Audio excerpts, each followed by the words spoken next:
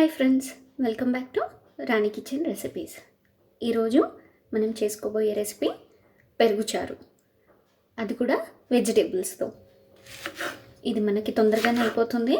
మనకి కావాల్సిన వెజిటేబుల్స్ అవి వేసుకొని చేసుకోవచ్చు అండ్ చాలా టేస్టీగా కూడా ఉంటుంది. మనం ఎండాకాలం కదా, మామూలుగా పెరుగుతో తింటూనే ఉంటాము రెగ్యులర్గా, కానీ ఇలా కొంచెం వెజిటేబుల్స్ వేసి చారు పెట్టుకొని తింటే ఆ టేస్టే వేరు ఉంటుంది. మీరు ఒకసారి ట్రై చేసి చూడండి. లేట్ చేయకుండా వీడియోలోకి వెళ్ళిపోదాం రండి.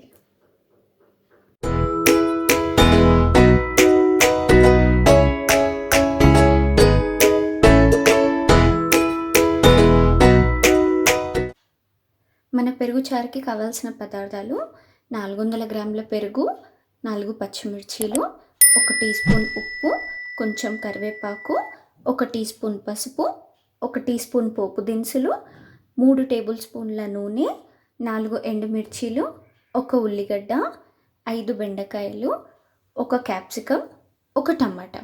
ఇక్కడ నేను క్యాప్సికమ్ బెండకాయ యూస్ చేస్తున్నాను. మీకు ఒకవేళ కావాలి అంటే మీరు వేరే వేరే వెజిటేబుల్స్ అయినా వాడుకోవచ్చు. ఇప్పుడు ఎలా చేయాలో చూద్దాం రండి. ముందుగా మన పచ్చిమిర్చిని సన్నగా కట్ చేసుకొని పక్కకు పెట్టుకుందాం.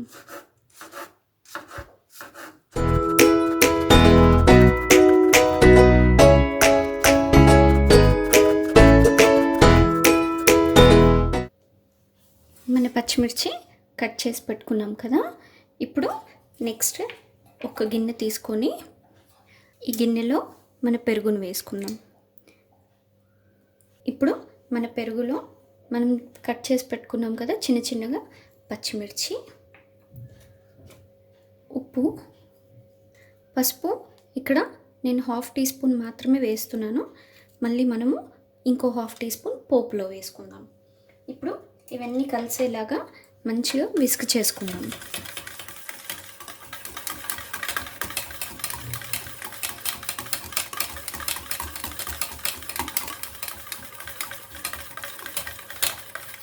ఇందులో ఒక 1/2 గ్లాస్ నీళ్ళు,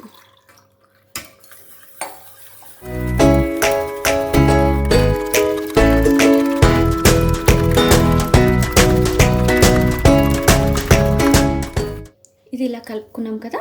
ఇప్పుడు ఇది పక్కకు పెట్టి మన వెజిటేబుల్స్ కట్ చేసుకుందాం.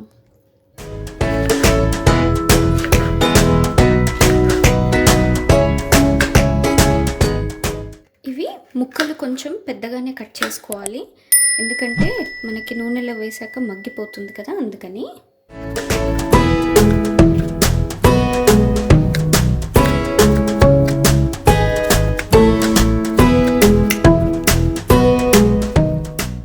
అయిపోయిందండి వెజిటేబుల్స్ కట్ చేసుకోవడం.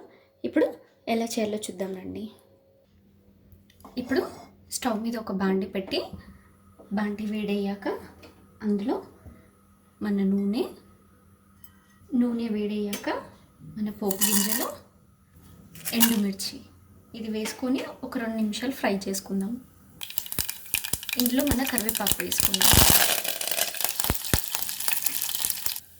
మన కరివేపాకు వేసుకున్నాక బెండకాయలు,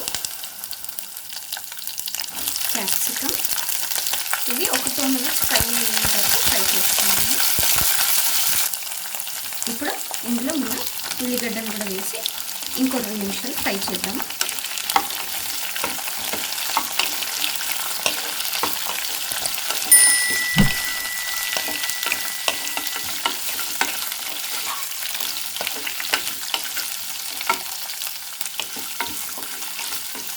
ఒక 2 నిమిషాలు ఇలానే ఫ్రై అయ్యాక మూత పెట్టి ఒక 5 నిమిషాలు మన బెండకాయ, క్యాప్సికమ్ కొంచెం మగ్గించుకుందాము.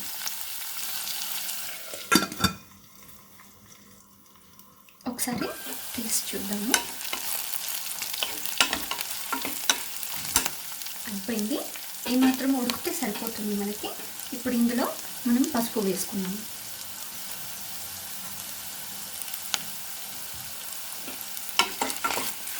ఉప్పు వేయనవసరం లేదు, ఎందుకంటే ఆల్రెడీ మనం మజ్జిగలో ఉప్పు వేసుకున్నాం కాబట్టి అదే సరిపోతుంది మనకి.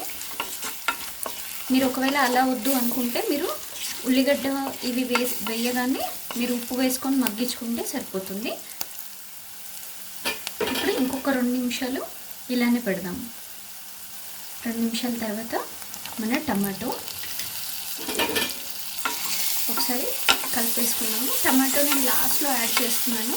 ఎందుకు అంటే మన బెండకాయలో ఒకలాంటి జిగురు ఉంటుంది కదా, మనం టమాటో ముందే వేసేస్తే ఆ టమాటో వాటర్ వదిలేస్తే అప్పుడు బెండకాయలు జిగురు అవుతాయి కదా, అందుకని చెప్పి నేను లాస్ట్లో మన మజ్జిగ పోసుకునే ముందు టమాటోలు వేసుకున్నాను. ఇప్పుడు ఇందులో మన మజ్జిగ కూడా పోసేసుకొని ఒక 2 నిమిషాలు మనం మూత పెట్టి ఉడికించుకుందాం.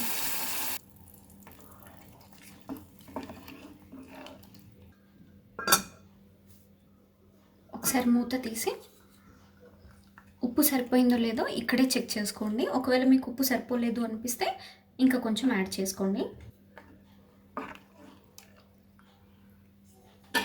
అయిపోయింది. ఇంకా స్టవ్ ఆఫ్ చేసేసి మూత పెట్టి ఇలానే ఒక 5 నిమిషాలు వదిలేద్దాం. ఇప్పుడు మన చల్లచారులో కొంచెం కొత్తిమీర యాడ్ చేసుకొని దీన్ని ఇప్పుడు సర్వింగ్ బౌల్లోకి తీసేసుకుందాం.